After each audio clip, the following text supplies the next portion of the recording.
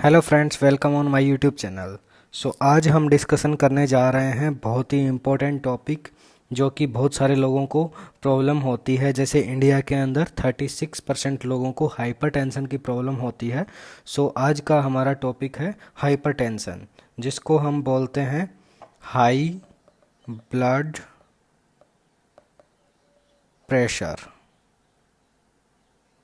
जिसको हम high blood pressure भी बोलते हैं, जो कि एक क्रोनिक प्रॉब्लम होती है। एंड इसके क्या क्या कोज होते हैं, ये कैसे होता है, या फिर किन रीजंस की वजह से हाइपरटेंशन होता है, और इसके मतलब लाइफ स्टाइल मॉडिफिकेशंस क्या क्या होंगे, आज इन सब चीज़ों का हम आपको बताने वाले हैं, जिक्र करने वाले हैं इस वीडियो के अंदर।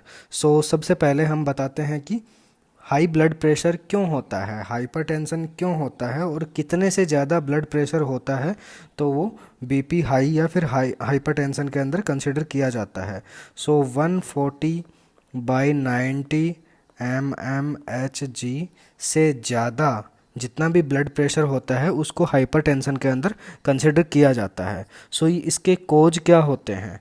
इसके कोज होते हैं atherosclerosis in blood vessels, blood vessels के अंदर एथेरोस्क्लेरोसिस हो जाना, या फिर फैट और ट्राइग्लिसराइड्स का डिपोजिशन हो जाना ब्लड वेसल्स के अंदर। फैट और ट्राइग्लिसराइड्स का डिपोजिशन होने से ब्लॉकेज कोज होता है, जो कि ब्लड वेसल्स को नैरो करता है, और ब्लड वेसल्स जब नैरो हो जाएंगी तो हाइपरटेंशन की प्रॉब्लम कोज होगी। अब इसको हम एक छोटे से एग्जाम्पल से समझाते हैं आपको, जो कि बेसिक नॉर्मल रूटीन के अंदर सभी लोग इस चीज़ को देखते हैं और यूज में भी लेते हैं। जैसे गार्डन के अंदर पानी देने के लिए पानी देने वाली मोटर होती है और पाइप होता है। मोटर और पाइप के थ्रू अपन गार्डन के अंदर पानी देते हैं। तो आप मोटर को हार्ट समझ लीजिए एंड पाइप को आप ब्लड वेसल्स समझ लीजिए। अगर मोटर को चला दिया जाता है और जो पाइप होती है पानी की, उसको अपन नॉर्मली अपन पानी देते रहते हैं गार्डन के अंदर, तो कोई प्रॉब्लम नहीं होती, एक फ्लो के साथ में पानी बहता रहता है। लेकिन अगर पाइप को आगे से दबा दिया जाएगा तो प्रेशर कोज होगा, प्रेशर क्रिएट होगा, जो कि सबसे पहले उस पाइप के अंदर प्रेशर फील होगा अपने को, और वो प्रेशर इफ़ेक्ट करेगा किसको? मोटर को इफ़ेक्ट करेगा। ऐसे ही अपन मान सकते हैं कि ब्लड वेसल्स के अंदर कोई भी प्लाक बना है, मतलब कोई भी ब्लॉकेज हुआ है, तो वो कहाँ पे इफ़ेक्ट करेगा? हार्ट के ऊपर इफ़ेक्ट करेगा। जो मोटर की भाषा के अंदर अपन बोलते हैं कि मोटर को क्या हुआ, मतलब मोटर दबने लगती है या फिर मोटर प्रॉपरली वर्क नहीं कर पाती है प्रेशर की वजह से, उसी तरह हार्ट के अंदर भी प्रॉब्लम होती है, वो भी अपना काम प्रॉपरली नहीं कर पाता है और वो पंप नहीं कर पाता है ब्लड को। उस टाइम पे हार्ट फेल हो जाता है। लेकिन ये एक लंबी प्रॉब्लम होती है, काफ़ी लंबे टाइम तक होती है, और ये धीरे धीरे प्रोग्रेसिव होती है, जो कि मतलब धीरे धीरे क्रिएट होती है, फिर धीरे धीरे कोज होती है। सबसे पहले प्रेशर इंक्रीज होता है, जिसको अपन हाइपरटेंशन बोलते हैं। और भी इसके बहुत सारे रीजन हैं, अकेला एथेरोस्क्लेरोसिस या फिर फैट ट्राइग्लिसराइड का डिपोजिशन ब्लड वेसल्स के अंदर ही नहीं है। जैसे किडनी भी है, किडनी यूरिन के थ्रू वाटर का लॉस कम कर रही है या फिर फिल्ट्रेशन कम कर पा रही है, किडनी के अंदर कोई प्रॉब्लम है, तो उसकी वजह से भी हाइपरटेंशन हो सकता है।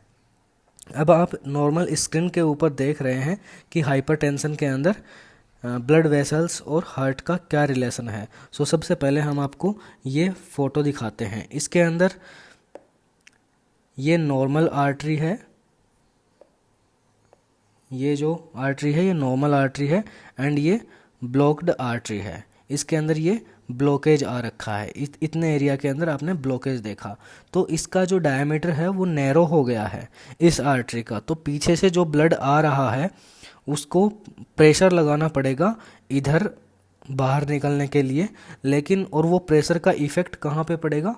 हार्ट के ऊपर, हार्ट के ऊपर उस चीज़ का इफ़ेक्ट पड़ेगा। जैसे ये कोरोनरी आर्टरी है, ये तो कोरोनरी आर्टरी के अंदर ही प्लग बन गया है, तो आगे की जो ब्लड वेसल्स हैं उनके अंदर ब्लड सप्लाई करने के अंदर प्रॉब्लम होगी, जो कि इस एरिया के अंदर भी ये प्रॉब्लम क्रिएट करेगा। एंड हार्ट के ऊपर तो हाइपरटेंशन या फिर हार्ट के ऊपर तो प्रॉब्लम क्रिएट होगी ही।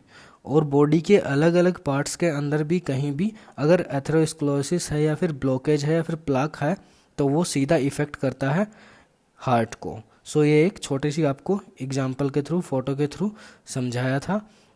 एंड नाउ हम आते हैं कि लाइफ स्टाइल रीजंस क्या क्या होते हैं, कि किन किन रीजंस की वजह से ब्लड प्रेशर हाई हो रहा है, या फिर किस तरह की लाइफ स्टाइल की वजह से, किस तरह के लाइफ स्टाइल के अंदर चेंजेस की वजह से पेशेंट को हाइपरटेंशन कोज होता है। सो सबसे पहले हम पहला रीज़न लेते हैं, वो है स्मोकिंग।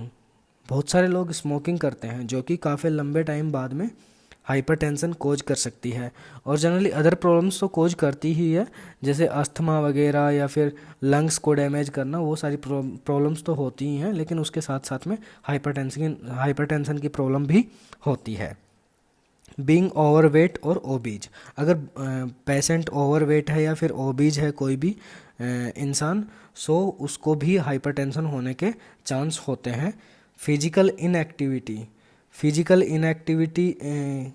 या फिर फिजिकल इनएक्टिव है कोई भी पेशेंट या फिर कोई भी इंसान, सो उसको भी चांस होते हैं कि हाइपरटेंशन हो सकता है। या फिर कोई भी पेशेंट जो कि अपने डाइट के अंदर सॉल्ट का इंटेक ज़्यादा कर रहा है, too much salt in diet, so उसको भी हाइपरटेंशन की प्रॉब्लम कोज हो सकती है। टू मच अल्कोहल कंजप्शन, जो पेशेंट्स अल्कोहल का कंजप्शन ज़्यादा करते हैं उनको भी प्रॉब्लम हो सकती है।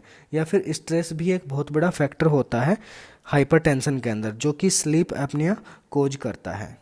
अब हम इसके लाइफ स्टाइल मॉडिफिकेशंस पे आ रहे हैं कि इनको एक नॉर्मल बीपी है जो कि धीरे धीरे आपका हाइपरटेंशन की तरफ जा रहा है, या फिर कोई सीवियर कंडीशन नहीं है, कोई सीवियर इमरजेंसी नहीं है आपको। अगर इमरजेंसी है सो डेफिनेटली डॉक्टर से मिलके और उसका प्रॉपर ट्रीटमेंट लिया जाएगा। लेकिन डॉक्टर से मिलने के बाद में भी और हर इंसान को डेली लाइफ रूटीन के अंदर ये चीज़ें करनी होती हैं, और अगर करते हैं तो हाइपरटेंशन की प्रॉब्लम कोज नहीं होती है। जैसे सॉल्ट इन डाइट वो बिल्कुल लेस कर देना है। अगर किसी पेशेंट को ब्लड प्रेशर की प्रॉब्लम है तो उसको 1.5 से 2.5 ग्राम पर डे ही सॉल्ट लेना है, या फिर इससे कम ही लेना है, इससे ज़्यादा नहीं लेना। बिकॉज सॉल्ट होता है वो वाटर का रिटेंशन करता है, और वाटर का रिटेंशन हो जाएगा मतलब वाटर किडनी के थ्रू बाहर नहीं निकल पाएगा, यूरिन के थ्रू। सो बॉडी के अंदर वॉल्यूम इंक्रीज हो जाएगा, अगर और वॉल्यूम इंक्रीज हुआ तो ब्लड प्रेशर ऑटोमेटिकली इंक्रीज हो जाएगा। सेकंड है वेट लॉस। सबसे पेशेंट ओबीज और ओवरवेट पेशेंट्स को वेट लॉस करना होगा अपना, जिसके अंदर शुगर से बनी हुई चीज़ें या फिर ऑयल से या फिर सॉल्ट से बनी हुई चीज़ों का बहुत ज़्यादा उपयोग नहीं करना है, सेवन नहीं करना है। जैसे पिज़्ज़ा है, बर्गर है और फ्राइड फूड है, बहुत सारे जंक फूड हैं, उन सबको आपको बिल्कुल ही बंद करना होगा। एंड थर्ड है फिजिकल एक्टिविटी। अपनी फिजिकल एक्टिविटीज़ को बढ़ाना होगा, एक्सरसाइज एंड योगा करना होगा, साथ में ब्रीथिंग एक्सरसाइज भी करनी होंगी। एंड फोर्थ है स्ट्रेस मैनेजमेंट। स्ट्रेस क्यों होता है, कैसे होता है? स्ट्रेस रिलेशनशिप्स के अंदर प्रॉब्लम होने से होता है, स्टडी से भी हो सकता है। स्टडी अच्छी नहीं हो रही है तो बहुत सारे लोग डिप्रेस हो जाते हैं या फिर टेंशनाइज हो जाते हैं, वो भी स्ट्रेस ही देता है इंसान को, अपने वर्क की वजह से, अपने जॉब की वजह से, या फिर और भी बहुत सारी प्रॉब्लम्स होती हैं जिनकी वजह से पेशेंट को स्ट्रेस कोज होता है। सो स्ट्रेस के लिए सबसे अच्छा है कि मेडिटेशन किया जाए सुबह सुबह, जो कि काफ़ी फ़ायदेमंद होता है। सो ये मैंने 4 जो लाइफ स्टाइल मॉडिफिकेशंस बताए हैं, ये कोई भी इंसान कर सकता है और उसको डेफिनेटली फ़ायदा होगा। अगर कोई हाइपरटेंसिव पेशेंट नहीं है तो उसको हाइपरटेंशन की पॉसिबिलिटी बहुत ही लोअर हो जाएंगी, उनको हाइपरटेंशन नहीं होगा। और किसी को हाइपरटेंशन है तो उसका भी हाइपरटेंशन मतलब ब्लड प्रेशर हाई कंट्रोल्ड रहेगा। सो ये एक छोटी सी इन्फॉर्मेशन थी हाइपरटेंशन के बारे में। सो वीडियो अच्छा लगा हो तो please like, share and subscribe करना ना भूलिएगा। Thank you guys.